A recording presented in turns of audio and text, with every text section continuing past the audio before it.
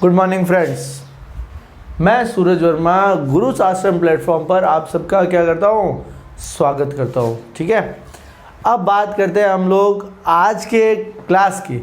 जैसे आप सबको पता है, मैं अपने 2 वीडियोस पहले शेयर कर चुका हूँ आप लोगों के साथ में इसी प्लेटफॉर्म पर। तो आज का जो हमारा वीडियो है वो है बेटा 10th क्लास की साइंस सब्जेक्ट का क्या डाइजेशन टॉपिक, जो कि एक बायोलॉजिकल चैप्टर का टॉपिक है। आज हम लोग करेंगे डाइजेशन, यानी कि पूरा पाचन तंत्र। अगर हम हिंदी में बात करें तो पूरा पाचन तंत्र आज हम समझेंगे। पाचन तंत्र कहाँ से शुरू होता है और किस प्रकार होता है। ओके, चलिए तो पहले हम बात कर लेते हैं इस प्लेटफॉर्म की थोड़ी सी। तो गुरुस आश्रम जो है ये एक ऐसी ऐप है जो आपको 50% मार्केट रेट से 50% की रेट पर आपको सिलेबस प्रोवाइड करवा रहा है। और ये भी नहीं कि सिलेबस 1 महीने 2 महीने 4 महीने 6 महीने नहीं, ऑल ओवर जब तक आपका एग्ज़ाम कंडक्ट नहीं हो जाता तब तक ये प्लेटफॉर्म आपके क्या रहेगा बेटा, साथ में रहेगा। ओके, चलिए तो अब हम बात करते हैं थोड़ी सी डाइजेशन की, थोड़ी सी डाइजेशन सिस्टम की हम बात करते हैं।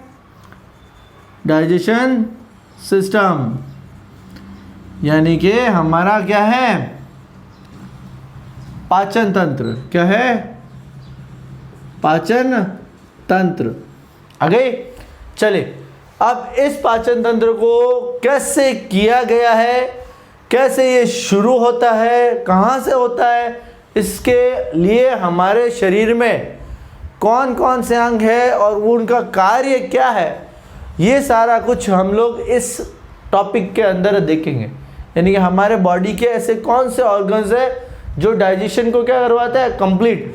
अब देखो, डाइजेशन यानी कि पाचन और सिस्टम यानी कि तंत्र, ये दोनों ही टॉपिक बिल्कुल अलग है। डाइजेशन का मतलब होता है पूरा खाने का पचना, यानी कि जब से आपने उसको खाना शुरू किया, प्लेट में से लेकर आप जब तक माउथ यानी कि मुंह तक लाए हो, मुंह से शुरू होकर लास्ट में जब तक ये बॉडी में से बाहर एक्सक्रीट यानी कि उत्सर्जित नहीं हो जाता शरीर में से, तब तक जो तंत्र यानी कि जो सारा रोटेशन है, जितने भी सारे ऑर्गन्स है वो सारे इसमें काम कर रहे हो, वो क्या कहलाता है, एक तंत्र बनाता है जो पूरा कहलाता है डाइजेशन सिस्टम यानी कि पाचन तंत्र।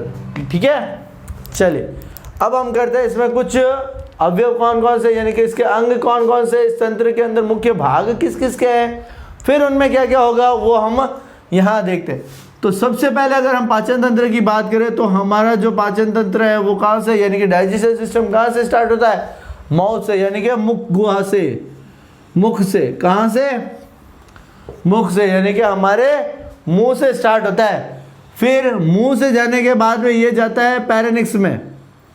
कहाँ जाता है, पैरानिक्स के अंदर। फिर पैरानिक्स से होता हुआ ये जाएगा लैरिनिक्स में। कहाँ जाएगा, पैरानिक्स से होता हुआ जाएगा ये लैरिनिक्स में। फिर इसी से जाएगा फिर कहाँ पर, अब देखो पैरानिक्स और लैरिनिक्स ये 2 अलग अलग पार्ट है। पैरानिक्स और लैरिनिक्स दोनों अलग अलग पार्ट है, लेकिन ये साथ में हमने दे रखा है। अब ये जाएगा यहाँ से ओसोफेगस में, ओसोफेगस में, जिसको अपन बोलते हैं बेटा फूड पाइप, यानी कि आहार नली। क्या बोलता है, आहार नली, यानी कि जहाँ से भोजन जाता है। ये वाला जो हिस्सा होता है ना, ये यहाँ से ये लगभग 8 से 10 सेंटीमीटर का होता है। 8 से 10 सेंटीमीटर का हिस्सा होता है ये ओसोफेगस का, ये फूड पाइप का, जो हमारा पाचन तंत्र है। ये जाता कहाँ है, ये जाएगा हमारे स्टमक में, यानी कि हमारे कहाँ, पेट में। कहाँ जाएगा, पेट में, उदर में, उदर गुहा जिसको अपन कहते हैं, सीधी भाषा में गए तो ये जाएगा हमारे पेट में। पेट से होता हुआ स्मॉल इंटेस्टाइन,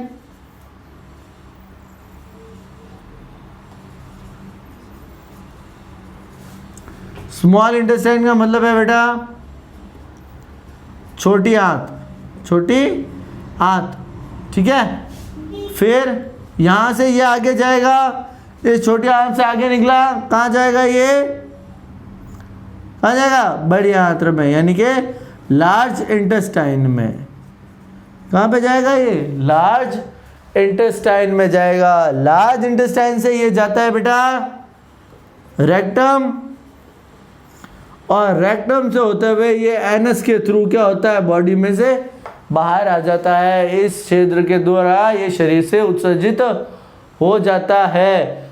अब ये तो था एक सिंपल सा, क्या एक सिंपल सा डायग्राम था जो हम क्या करेंगे? याद रखेंगे। बोर्ड एग्जाम के अकॉर्डिंग अगर हम बात करें तो हमें अगर ये ब्लॉक डायग्राम याद है, अगर बेटा क्या है ये हमें ब्लॉक डायग्राम याद है, तो इस ब्लॉक डायग्राम के आधार पर हम अपने पूरा का पूरा पाचन तंत्र का क्या दे सकते हैं? विवरण दे सकते हैं। यानी कि पूरा का पूरा डाइजेशन सिस्टम को आप क्या कर सकते हो?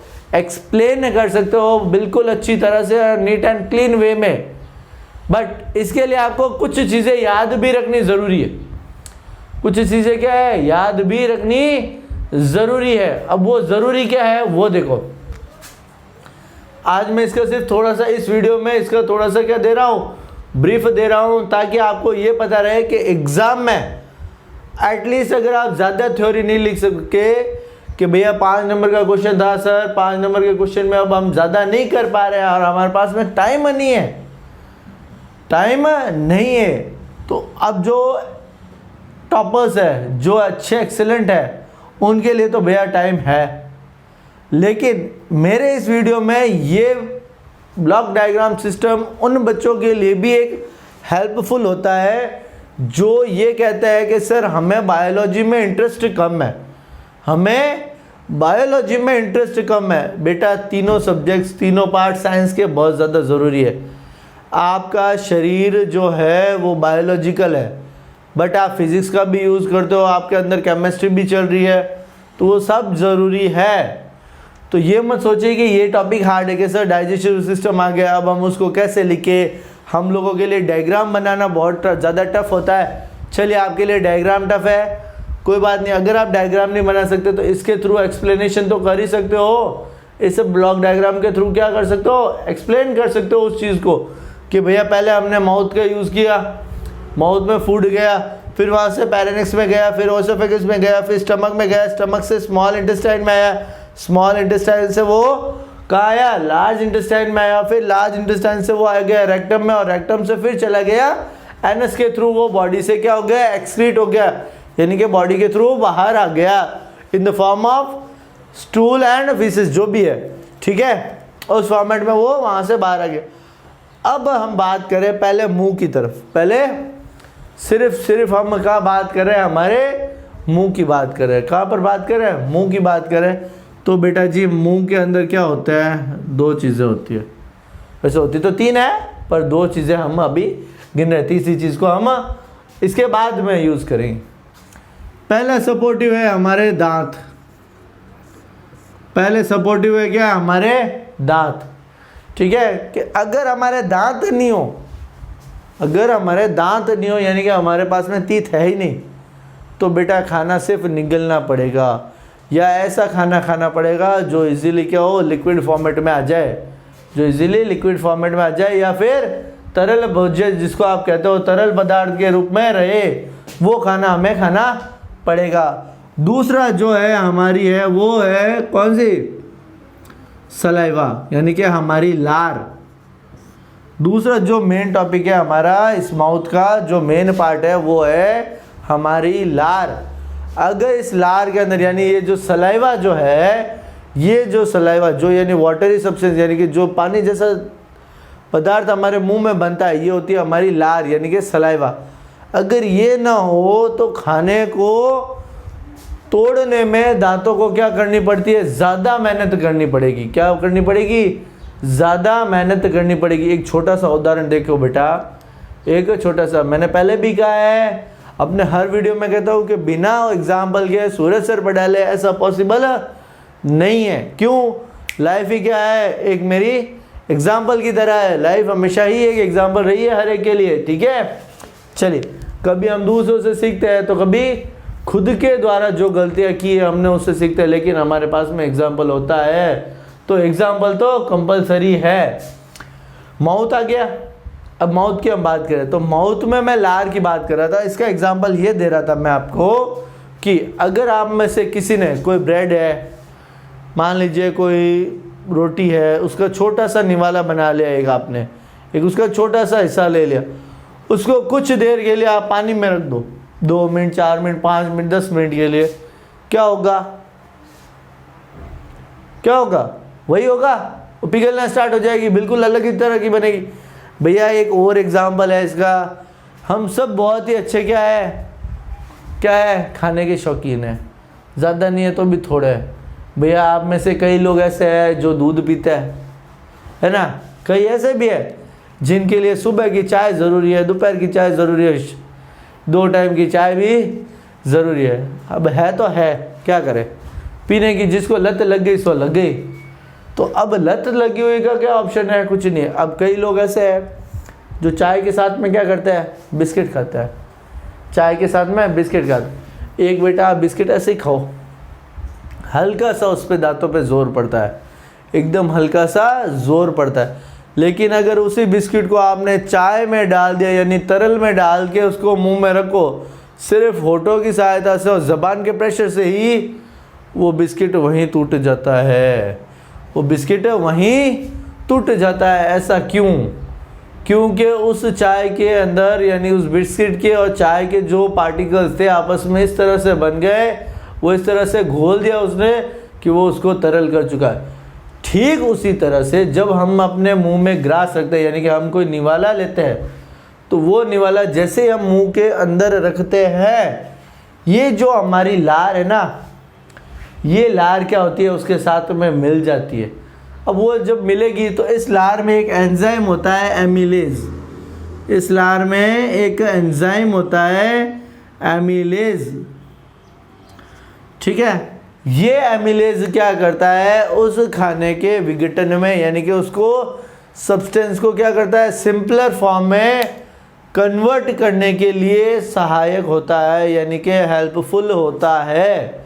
अब ये एमिलेज, क्वेश्चन आता है विच टाइप ऑफ एंजाइम, यानी कि मुंह की लार ग्रंथि से, यानी कि लार में किस प्रकार का एंजाइम पाया जाता है। तो बेटा 1 नंबर का सवाल हो गया, 1 नंबर के लिए आंसर हो गया हमारा एमिलेज। सीधा सीधा है, मुंह की लार ग्रंथि में या लार ग्रंथि द्वारा स्रावित एंजाइम का नाम लिखिए, तो आ गया हमारा एमिलेज, ठीक है।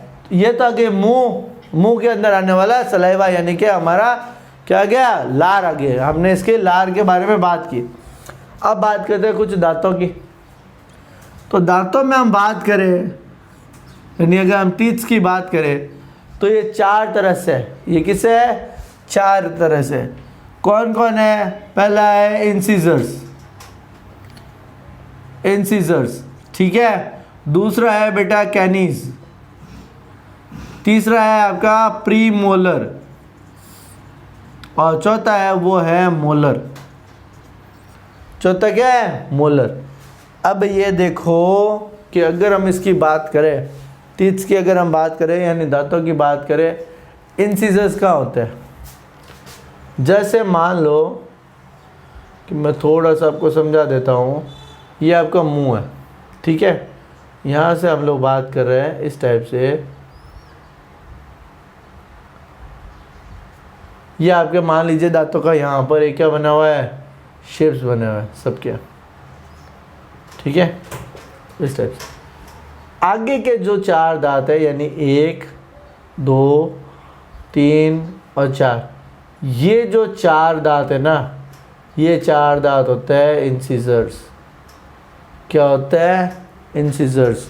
ये इंसिजर्स कहाँ होता है? ज़्यादातर ये इंसिजर्स उन जानवरों में या उनमें होते हैं जो शुद्ध क्या हो, शाकाहारी हो, या अगर हम बात करें तो हर्बीवोर होने चाहिए।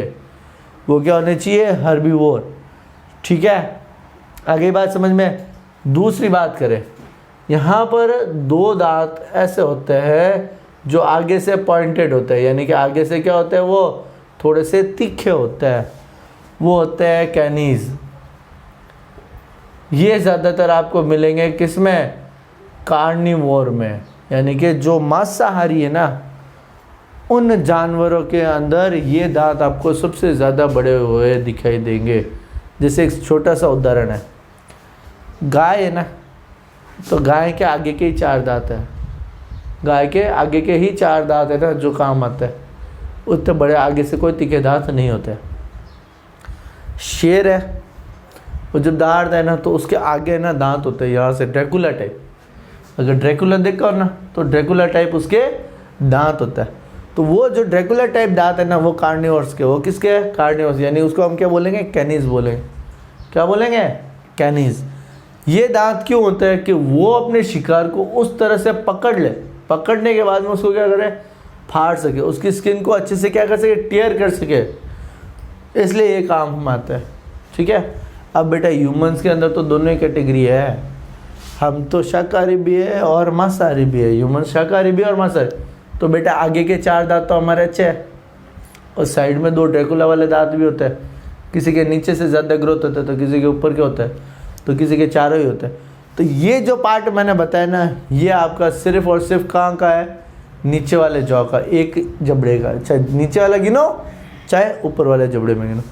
अब इन दांतों की संख्या कैसे है?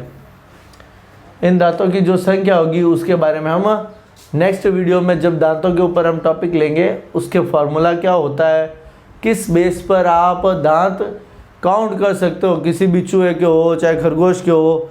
ठीक है, ओके, अगली बात समझ में। चलो अब नेक्स्ट हम बात करते हैं, नेक्स्ट हम लोग बात कर रहे हैं अभी पैरेनिक्स में, यानी कि इसके बाद में माउथ से आए हुए, माउथ से आने के बाद में हमारा आता है पैरेनिक्स वाला पार्ट। कौन सा? पैरेनिक्स वाला पार्ट, जो कि ये है, जो कि ये वाला पार्ट होता है। अब इस पार्ट के अंदर, इस पार्ट के अंदर क्या होता है? ये जो ज़बान है, ये बेटा इस माउथ और ओसोफेगस के बीच वाले हिस्से में जुड़ी हुई होती है, यानी मुख और पैरेनिक्स के बीच वाले हिस्से में क्या होती है? जुड़ी हुई होती है। अब यहाँ से जब गया, अब देखो एक इसमें मैंने वर्ड लिखा था लैरिनिक्स। क्या लिखा था? लैरिनिक्स लिखा था।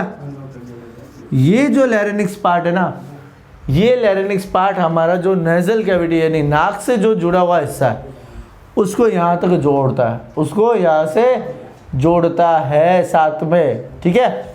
अब इसके बाद में हम बात करें ओसोफेगस की, यानी कि किसकी? भोजन आहार नली की। किसकी बात करें हम लोग? इसकी आहार नली का। ठीक है, आहार नलिका की अगर हम बात करें तो ये आहार नलिका क्या करती है? जो भोजन यहाँ से आया वो यहाँ, अब यहाँ से आहार नलिका के थ्रू होते हुए पैरेनिक्स के बाद में आहार नलिका के थ्रू यानी ओसोफेगस से होते हुआ कहाँ जाता है? पेट में चला जाता है, यानी कि हमारे उदर में चला जाता है। अब देखो उदर का जो आकार है, यानी कि हमारे पेट का जो आकार है ना, वो जे की तरह है। वो किसकी तरह है? इस तरह से है। क्या है? वो इस तरह से है। ठीक है, वो क्या है? इस तरह से। ये आ गया जो आहार नलिका से जुड़ा हुआ हिस्सा है। ये पहला हिस्सा किससे जुड़ा हुआ है? आहार नलिका से। ठीक है। ये दूसरा जो हिस्सा है, ये बेटा जुड़ा हुआ किससे है? ये किससे जुड़ा हुआ है? हमारी देखो पेट के बाद में क्या रहा है? छोटी आंत। तो ये हिस्सा किससे जुड़ा हुआ है? छोटी आंत से। अब यहाँ पर इस जगह पर क्या होता है? ये जो तीसरा हिस्सा है, ये इसका जो तीसरा हिस्सा है ना, इस तीसरे हिस्से में हमारे खाने का पाचन क्रिया होती है। यहाँ पर क्या होती है? पाचन क्रिया। लेकिन इस पाचन क्रिया के लिए, इसके लिए क्या चाहिए हमें? इसमें भी एक एसिड होता है, यानी एक अम्ल होता है जिसका नाम है हाइड्रोक्लोरिक अम्ल। क्या नाम है? हाइड्रोक्लोरिक अम्ल। ये अम्ल खाने को पचाने में सहायक है। इसका एक और फायदा भी है, इसका बेटा एक और फायदा भी होता है। क्या होता है वो सुनो। मान लीजिए कि हमारी ये प्लेट है, आपने रोटी का एक टुकड़ा लिया, एक खाने के लिए एक निवाला बनाया, उस निवाले को यहाँ से लिया, आप माउथ तक लेके गए, यानी कि मुंह तक लेके आए। उस थाली से लेकर उस मुंह के बीच का जो अंतराल है, यानी कि जो गैप है, इस गैप के अंदर कितना कुछ बैक्टीरिया या जो भी है, जीवाणु है, तो तो वो सारे कितने हैं यहाँ पर, कोई गिनती नहीं। ये क्या होता है, जैसे मुंह में आता है हमारे, ये जो सलाइवा है ना, ये एंजाइम, ये लार क्या करती है, उसमें से कुछ बैक्टीरिया को ख़त्म कर देती है, यानी वो पूरा जाने नहीं देती। फिर भी मान लो कि वो आगे चला गया, फिर भी मान लीजिए कि वो आगे चला गया, तो चला जाने के बाद में क्या होता है, जब वो ओसोफेगस में आता है तो यहाँ की जो नलिका है ये पूरी सी शेप में, किसकी तरह है, सी शेप में, ये शॉकर की तरह है, जो खाने को धीरे धीरे धीरे धीरे क्या होने देती है, नीचे नीचे आने देती है। तो यहाँ से ये बैक्टीरिया कुछ और ख़त्म हो जाता है। अगर फिर भी बच गया तो क्या होता है, हमारा जो पेट है, अब पेट में जो गंधक दिया हुआ है, सॉरी जो हाइड्रोक्लोरिक अम्ल दिया हुआ है, ये अम्ल क्या करता है, उसको पूरी तरह से ख़त्म करने की कोशिश कर लेता है। ये क्या कर लेता है, उसको पूरी तरह से ख़त्म करने की बेटा क्या कर लेता है, पूरी कोशिश कर लेता है। अब यहाँ पर खाना भी क्या हो जाता है, और छोटे छोटे घटकों के अंदर बंटना स्टार्ट हो जाता है, यानी और टूटना स्टार्ट हो जाता है। याद रखना, पेट जो है ना हमारा, ये स्टमक, ये जितनी चर्बी वाला भोजन है, यानी कि जो फैट्स है, उनको सिंपल फॉर्म में क्या करता है, तोड़ने की कोशिश करता है, उनको सिंपल फॉर्मेट में क्या करता है, ब्रेक डाउन करवाता है। अब फिर यहाँ से खाना निकला, यहाँ पे हो गया। अब इसके बाद में वो खाना कहाँ जाएगा, छोटी आंत में। अगर हम अब छोटी आंत की बात करें, किसकी, छोटी आंत की अगर हम बात करें, तो छोटी आंत की जो लंबाई है वो लगभग है बेटा 7 से 8 मीटर की। हाँ जी, 7 से 8 मीटर की लंबाई है इसकी। 7 से 8 मीटर कितना होता है, लगभग 21 से 22 फीट, लगभग 21 से 22 फीट तक का या 25 फीट तक का जो लेंथ है ना, ये लेंथ क्या है, इसकी है। ये लेंथ किसकी है, छोटी आंत की लंबाई है। बेटा दिखने में तो बहुत छोटी है, नाम से लगता है छोटी है, लेकिन 22 फीट किसको कहता है, नॉर्मली मेरी हाइट 6 फीट नहीं है, 5 फीट 9 इंच है। इसका भी कर लो तुम, कितना करोगे, 4.5 3.5 गुना, तो 3.5 गुना मेरी हाइट का कर लो, इतनी लंबाई है। लेकिन इसका लंबाई होने का सर आप मजाक कर रहे हो, इतनी लंबाई नहीं होती है ना, ये क्वेश्चन है। नहीं, एक्चुअली में क्या होती है, जो स्प्रिंग होती है ना, अपनी स्प्रिंग होती है इतनी सी, लेकिन जब आप उसको खोलते हो ना तो वो क्या होती है, लंबी हो जाती है।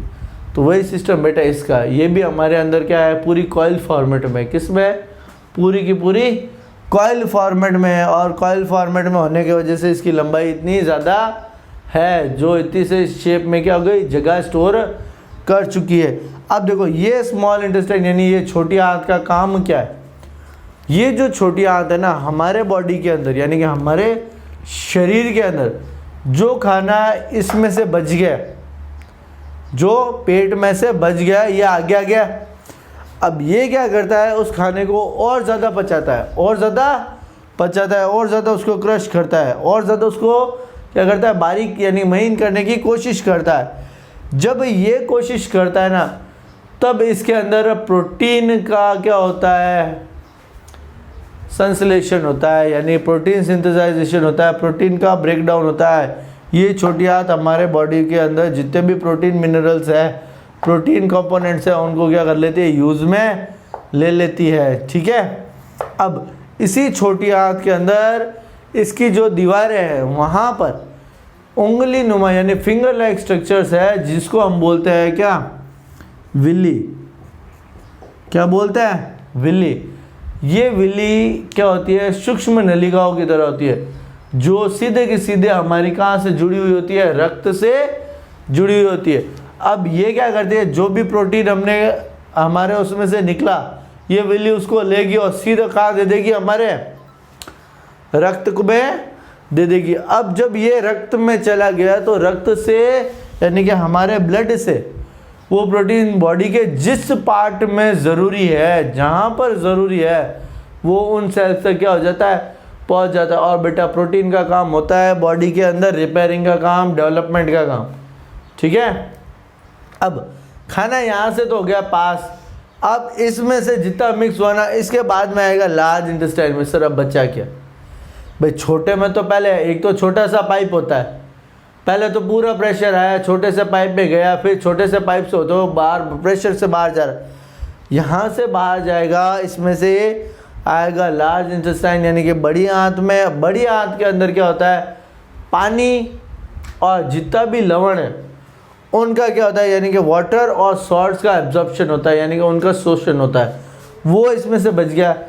फिर भी यहाँ से निकलने के बाद अब जो अनडाइजेस्टेड यानी थोड़ा बहुत जो भी ऐसा है कि अब सब कुछ निकल चुका है, उसके अंदर डाइजेस्ट करने लायक कुछ है ही नहीं, कुछ भी नहीं बचा है कि वो तो हमने पूरी तरह से कर लिया है, अब डाइजेशन के लिए कोई जगह बची नहीं है, तो वो कहाँ चला जाएगा? बचा हुआ रेक्टम में। बचा हुआ कहाँ चला जाएगा?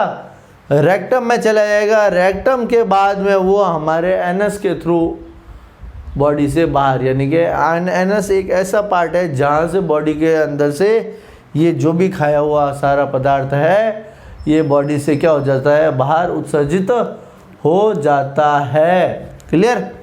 चलिए आप अपना समय ले लीजिए, टेक योर टाइम, और इसको थोड़ा सा ब्लॉक डायग्राम को नोट कर लीजिए। ओके, चलिए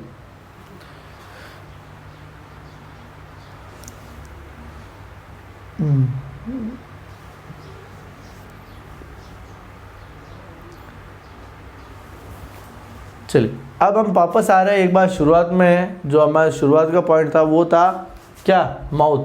माउथ में मैंने कहा था एक और चीज़ रह जाती है, वो चीज़ थी बेटा हमारी टंग, यानी कि क्या? ज़ुबान। क्या थी? ज़बान, है ना? जीवा थी ना, जिसको अपन बोलते हैं जीवा।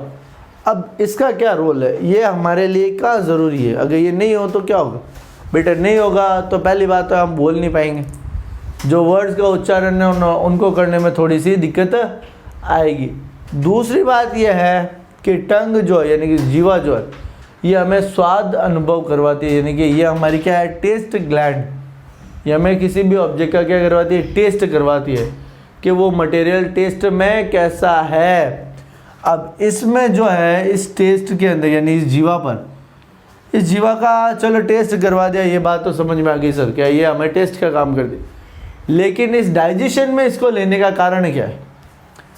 तो डाइजेशन में लेने का इसका ये कारण है बेटा कि ये जो टंग है यानी ये जो जीवा है, ये जीवा क्या करती है? जो भी खाना हमारे मुंह में है, जो भी खाना हमारे मुंह में है वो इस दांत से इस दांत तक या इस मुंह के अंदर जो रोटेशन होता है उस खाने का जो रोटेशन हो रहा है, उस रोटेशन को कंप्लीट करवाने के लिए, यानी कि मुंह के अंदर भोजन को क्या करने के लिए? चारों तरफ घुमाने के लिए जिस चीज़ की हमें आवश्यकता है वो है हमारी जीवा। अगर ये ना होना तो खाना क्या होगा? एक साइड में रखा, यहाँ से फिर कटेगा, कब कटेगा पता नहीं, दांतों के बीच में भी रहता है, कई बार हम दांत पे ज़बान घुमा लेते हैं, तो वो जीवा का क्या करता है? जीवा उसके लिए हमारी सहायता करते हैं कि वो भोजन कहीं रह नहीं जाए, कहीं दांतों के बीच में फंस नहीं जाए, जो आगे हमें दर्द दे। फिर भी हमारी कोशिश रहती है कि हम इसका ज्ञान पूरा करें। आ गया? तो ये जो पार्ट है, ये सारा ब्लॉक डायग्राम अगर आप एग्ज़ाम में कर लेते हो, अगर आप एग्ज़ाम में कर लेते हो तो एग्ज़ाम में अगर 5 मार्क्स का क्वेश्चन है ना, आपने ब्लॉक डायग्राम बना दिया, फिर उसका एक्सप्लेनेशन लिख दिया, क्या माउथ है, माउथ के अंदर इतने इतने पार्ट्स है, ये है वो है, ओसेफेगस है, स्टमक है, स्मॉल इंटेस्टाइन है, लार्ज इंटेस्टाइन है, रेक्टम है, एनस है, तो इनके थ्रू बॉडी से जो जैसे जैसे स्टेप बाय स्टेप फूड आगे से आगे चल रहा है, आपको सिर्फ जो है ना वो लिखना है, वही बोलना है। हो गया? तो आप जैसे जैसे इसके आगे चलते जाओगे ना तो वो मार्क्स को क्या करेगा? और ज़्यादा इंक्रीज करेगा। अब अगर किसी को कह दे सर हमें ब्लॉक डायग्राम नहीं बनाना आता, हमें तो माउथ का शेप बनाना नहीं आता है, डाइजेशन सिस्टम कैसे बनाएंगे? तो अगर आप डाइजेशन सिस्टम बना नहीं सकते बेटा, ब्लॉक डायग्राम तो लिख के सकते हो वहाँ पे। ये उसी प्रोसेस को क्या करता है? हमारे सामने लेकर आता है। तो चलिए आज गुरु आश्रम प्लेटफॉर्म पर मेरी यानी कि सूरज वर्मा की क्लास आज के लिए इस टॉपिक पर ही रुकती है। नेक्स्ट जो मेरी क्लास है वो आपको मैं नेक्स्ट वीडियो में, जो हम नेक्स्ट वीडियो करेंगे उसके अंदर हम बात करेंगे थोड़ी सी रेस्पिरेशन की, और कुछ वीडियोस में हम उसके बाद में हम जो बात करेंगे रिप्रोडक्शन की। यानी कि अब थोड़ा सा बायोलॉजिकल चैप्टर लेकर मैं आपके साथ में इसी प्लेटफॉर्म पर नेक्स्ट वीडियो में अवेलेबल होऊंगा। तब तक के लिए thank you very much. Okay.